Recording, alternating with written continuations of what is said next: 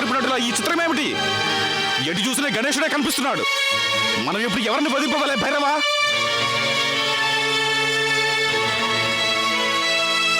మాకు అదే విస్మయం కలుగుతున్నది. వీరిలో ఎవరిని వధింపవలెను? అసురులారా, గజముఖధారి అయిన వానిని వధింపమని శుక్రాచార్యుని ఉవాచ. కానీ ఇచ్చట ఎటు చూసినా గజముఖులే సాక్షాత్కరించుచున్నారే. వీరందరిలో వాస్తవ గజముఖ గజాననుడు ఎవరో ఎలా తెలుసుకోవడం? వీరిలో వాస్తవ గజాననుడు ఎవరు? అది తెలుసుకొనుట మా తరము కాదు భైరవా. మనం ఎవరినని వధింపగలం?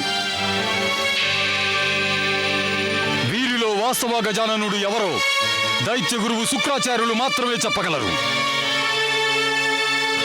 మనకి ఇప్పుడు ఎంత మాత్రము జాగు చేయక వెంటనే దైత్య గురువు శుక్రాచార్యుని వద్దకు వెళ్ళవలెను.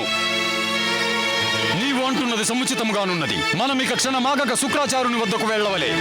అన్యథా గణేశుడు మన కబంధాస్తముల నుండి తప్పించుకొనగలడు. దైత్య గురుదేవా, దైత్య గురుదేవా, దైత్య గురుదేవా, దైత్య గురుదేవా! రండి అసుర శక్తులారా రండి. ఈ దైత్య గురు శుక్రాచార్యుడు మిమ్ము స్వాగతించుచున్నాడు. మీ సర్వశక్తుల యందు సంపూర్ణ విశ్వాసం ఉన్నది. మీరు ఆ బాలకుడు గణేశుని వధించి మా సమక్షమునకు వచ్చినట్లున్నారు. ఆ శుభ సమాచారం శీఘ్రముగా విన్నవించండి. మీరు ఆ బాల గణేశుని ఎటులో వధించారు? అనర్థం వాటిల్లినది గురుదేవా, అనర్థం వాటిల్లినది. అనర్థమా? ఏమిటి అనర్థం భైరవా? ఓ గురుదేవా, మీ ఆజ్ఞానుసారము మేము ఆ గణేశుని వధింపలేకపోయాము. మమ్ము క్షమించండి. ఏమిటి? ఆ గణేశుని వధించలేకపోయినారా? మరి నీ అద్భుత శక్తులకు అర్థమే ఉంది భైరవా. దైత్య గురుదేవా, మా శక్తులను సంశయింపకండి.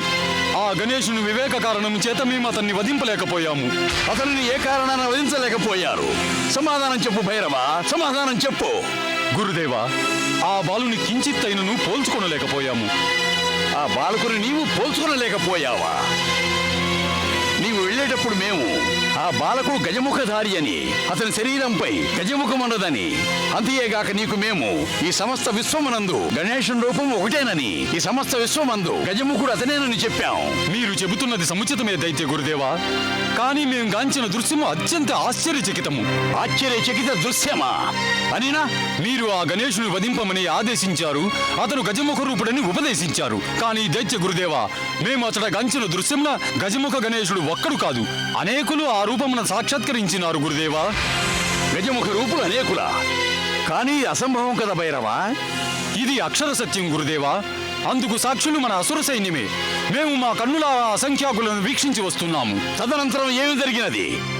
నీవు గణేశుని వధించలేదా? దైత్య గురుదేవా, మమ్మల్ని ఎవరినని వధించమంటారు? ఏకరూపలై సాక్షాత్కరించిన వారు అక్కడ అనేకులు. వారి యందు వాస్తవ గజముఖ రూపు గణేశుడు ఎవరో తేల్చుకోలేకపోయాం గురుదేవా. మా యందు దయ ఉంచి వారిలో గజానన గణేశుడు ఎవరో మీరే చూపండి గురుదేవా, మీరే గుర్తించండి. అంటే మరోసారి ఆ బాల గణేశుడు మా అష్టబంధనం ఛేదించాడన్నమాట. మమ్ము ఇక ఏం చేయమంటారు? ఆదేశించండి గురుదేవా. ఆ గజానను మమ్ము ఎక్కడని వెతకమంటారు? చెప్పండి గురుదేవా. నిస్సందేహంగా గణేశుడు కైలాసం వెళ్ళి ఉంటాడు.